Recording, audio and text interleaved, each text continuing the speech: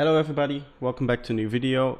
Today I want to talk about Odin2 again, which is a plugin I've covered about a month ago now. And since then there have been two big updates to the plugin which I wanted to cover. And I also wanted to kind of update my review a little bit. They have implemented some of the things I actually talked about in my review. Well, that was more of a walkthrough than a review. I kind of gave some suggestions on some things that they might be able to improve. And some of them have been implemented. So without further ado, let's actually go into the video. Alright, so the plugin doesn't seem that different at first glance. It still has the same workflow, the same interface. But there are, as you can see, two big changes here. First of all, you can see we have a Unison section here, which allows you to choose an amount of copies that you want. Basically how this works is that basically copies over the whole plugin a few more times, I believe. There's no such thing as Unison on like the analog oscillator. I believe the only one that does that is this thing, and I don't know where you could control how many voices there are here. I just see that there's a detune feature here, so I believe this has multiple voices in it. But still the individual oscillators are still single voice, and this just copies over the ending sound, I believe. I don't know where it's taking it, if it's making all the, or duplicating all the oscillators and then sending them into just a singular filter, or if it also copies over different filters and stuff like that. I just know that this gives a wider sound and a more in-depth or more warmer sound because of, you know, the extra voices and the detuning.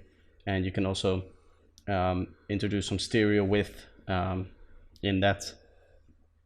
So there's the Unison function now, and that allows you to make cooler sounds. It makes the pad sounds a little bit wider as well. So that was one of the two major updates. The other one is this arpeggio here, and you can activate this and then you can play around with it. You have two sources here which you can use as modulation sources, and then we also have this thing. I haven't really played around with it too much. I don't know really how it works. You can turn things off and on, and I think you can just use these three things as modulation sources, and then if you input chords, it will also allow you to by turning this on, kind of arpeggiate between the different notes, kind of like you would do with the arpeggiator effect in Ableton. I believe that's how it works. That's where these controls are for, and then you also have some modulation here. And the modulation, of course, can be accessed in the modulation matrix. Here you can see the two modulation sources here, and I don't know where this thing comes into play, if I need to activate it. I haven't really seen how that works. So this probably needs some more digging, or it's not entirely finished. They're updating this plugin like multiple times a week, and I believe the developer is just one person, and I'm not entirely sure. It does look like it from what I've seen on the website. Granted, I haven't really looked into it too much, but from what I've seen, it's just one person developing this, and the development is going really well and very fast. So that's very cool. And yeah, those are the two main updates we have here. Another update, which is one of the things I suggested, is for these time-based effects, for example, where you can sync it. You can now open it up and it will show you, as you can see, different times here, which are most commonly used. They're not all the times you can set with this. You can set different timings here as well. And for example, you can do dot stuff here, which isn't really available in here, at least. I don't know, like 1/12 should be a dotted eighth note, which I don't know how to make that, if that's this or something else. So that's also, again, something that I just have to look into. Just know that this is there. And for the rest of it, it's a lot of bug fixes, some minor things. Yeah. Alright, so I was watching what I had just filmed in the edit, and I noticed that I've completely forgot saying something that I actually wanted to talk about a little bit, and that's what I would like to see in the future for this particular plugin. Because there are some things that I would really like to see being implemented, and last time I did, they actually ended up becoming implemented in the plugin, which is really cool to see.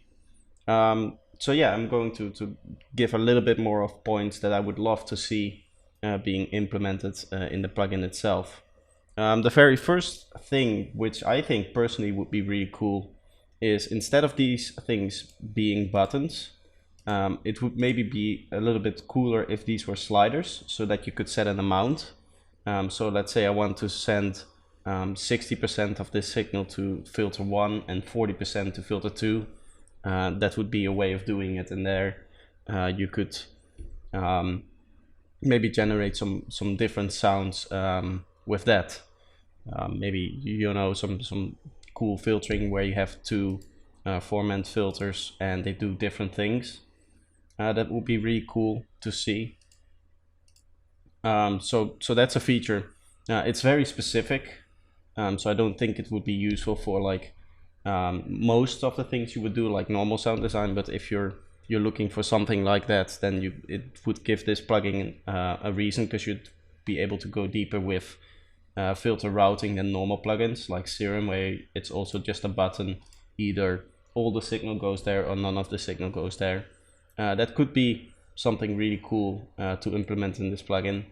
Also, I would love to see the distortion unit get some love. Now we have 3 different algorithms, and I would love to see a few more algorithms, but I would also love to see a wave shaping module built into this distortion unit. So what that would allow you to do is like edit a graph to exactly dial in how you want your distortion to sound like, which is also already implemented in Serum, which is the synth I use the most. So I'm comparing it a little bit to that.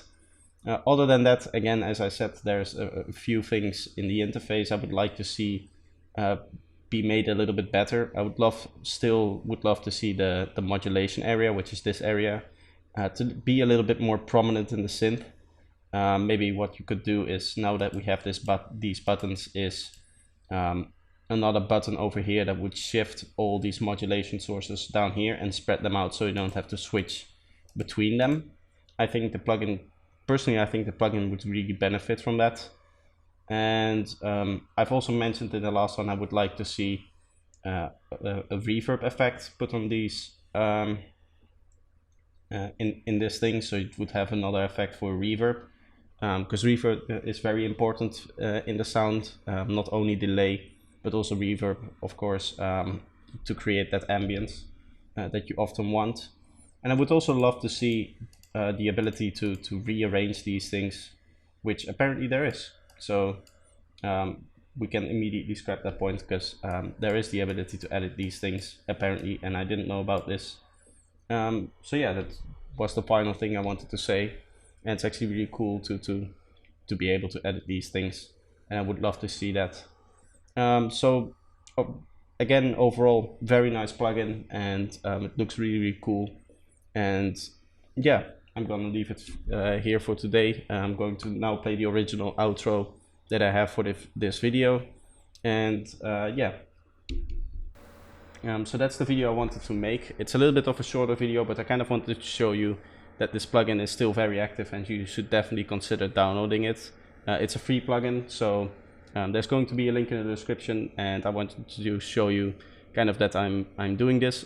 Also, they're still looking for people to make factory presets. I've submitted 15, and I'm also planning on making some more in the near future. But yeah, it's just a simple video to kind of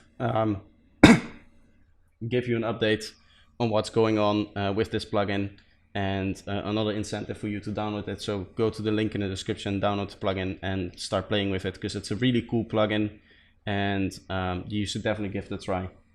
So that's going to be it for today. If you enjoyed the video, leave a like and subscribe if you're new here, and I hope to see you next time. Bye bye.